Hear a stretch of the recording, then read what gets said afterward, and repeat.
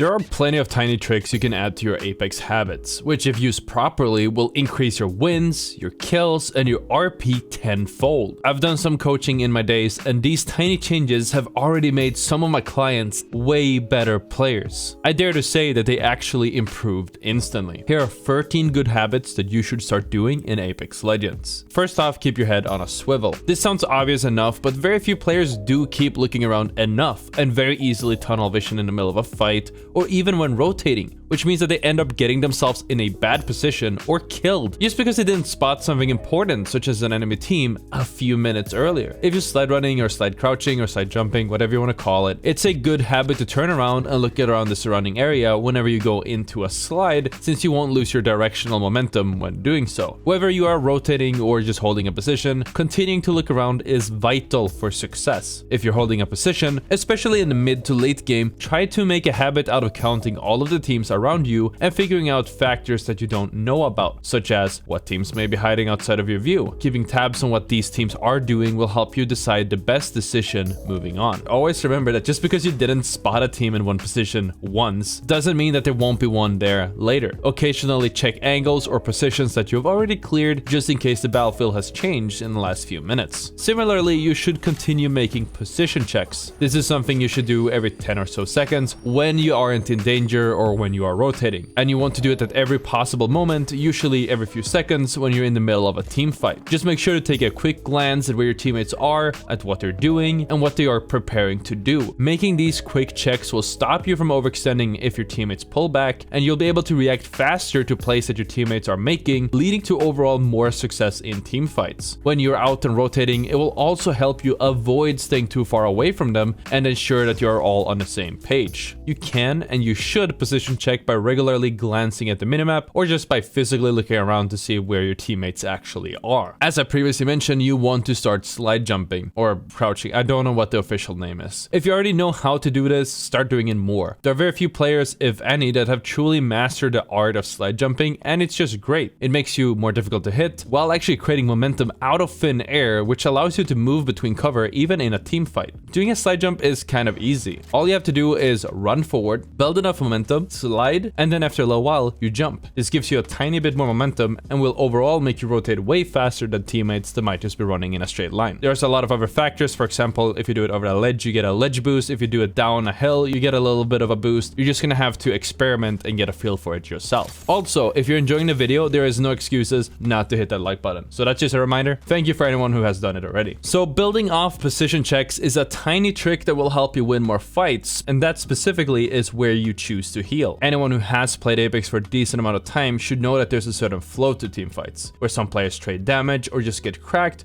and need to pop a battery or heal up. This exposes them and confines them to playing to the nearest cover, usually inviting the other team to push up. If you're in a situation where you get cracked and need to pop a battery, make sure that you're clearly in the line of sight to one of your teammates. Maybe even ask them to cover you, since there is a big risk that the enemy team will push on said crack. On the flip side, if you spot your teammate healing up behind cover, make sure that you are pre-aiming where the enemies would peek to get free damage or maybe even a knock. Playing reactionary is great, but preemptively is even better. Another thing that I barely see anyone below Diamond and even Master do is simply opening your map. This indicates that you don't really have a game plan and you just go with the flow, which can be good at times, but having a rough idea of what you want to do on a macro level will help you in every aspect of the game. Make sure to occasionally open the map to see how the sun pulls. You want to try to predict how it's going to pull and decide on at least a rough game plan. Are we playing edge, or are we going for something like this position on the map, or what are we doing? You probably don't need to open the map every few seconds, but around when the ring closes or when you scan is a good start. Make sure to optimize your time. Even if you're holding a position and waiting for the ring to close, there's always going to be things that you can do. And I'm not talking about looking around and randomly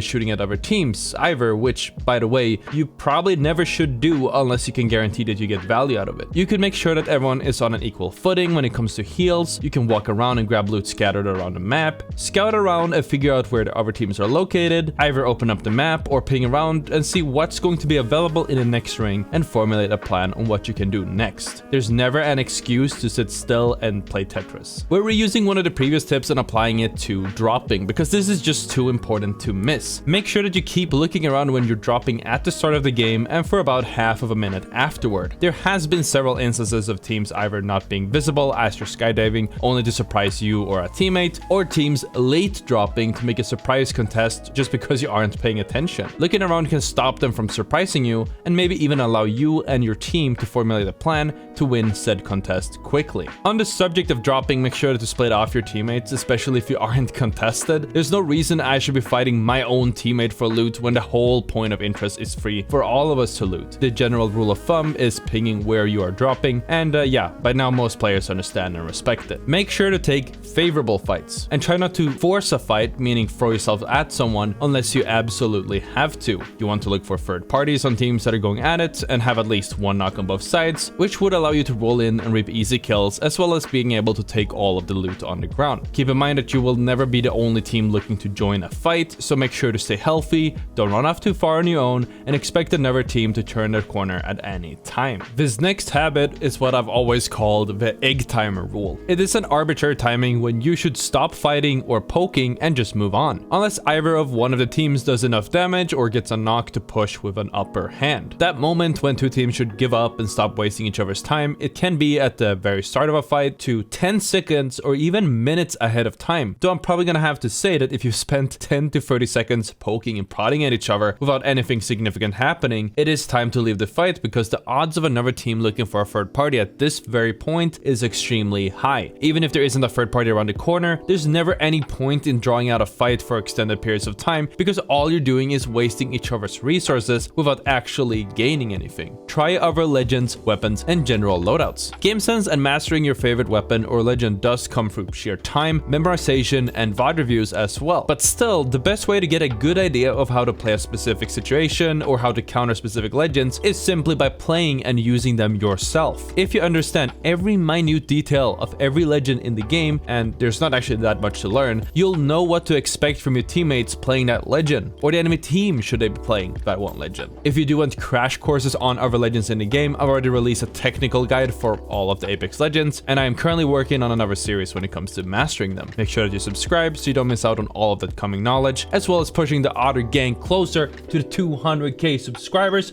Let's go, baby. The same goes with guns. Constantly putting yourself out of your comfort zone allows you to be more efficient if the RNG gods aren't in your favor. You don't always drop on a R301 and Peacekeeper, and then you'll still have to make do. Learning the sprays, the time to kill, and what to expect from every weapon will allow you to make much better decisions in the middle of team fights, and allow you to join your team when contesting instead of turning the whole point of interest upside down just to find that specific weapon that you need in order to do damage. It's not your job to micromanage your teammates' loot, but it can help your team economy by keeping tabs on what they need. Try to make a mental note what they ping for if they need something, and make sure to ping it for your teammates if you find it. If your teammates are far away from the item and it would require them a long trek just to pick it up, you should consider dropping something like a grenade from your inventory and carry the item to them to save your entire team a lot of time that you'd otherwise spend waiting around. There's also this nifty trick where the game actually tells you if your teammates need the item you're looking at. When the item plate shows on the screen and there's a small little white dude holding up its hand, that means that it's an item that your teammates could immediately benefit from even if they haven't pinged it. Make sure to ping these items because your teammates will definitely appreciate it. There are some out-of-game exercises that will help you an incredible amount in game. You can do eye exercises which help work your eye muscles and improve your overall tracking. If you're on PC, you can jump into aim trainers for about 5 to 30 minutes a day for overall improvement, or you can just jump into the firing range before every play session to get accustomed to the feel of the game and the guns at different ranges. Jumping straight into the game when cold will give you way worse performance than what a tiny warm-up before every play session would. If you guys want to learn more about the eye tracking or the aim training, check out the video on the screen. Thank you so much for watching, and I'll see you all tomorrow.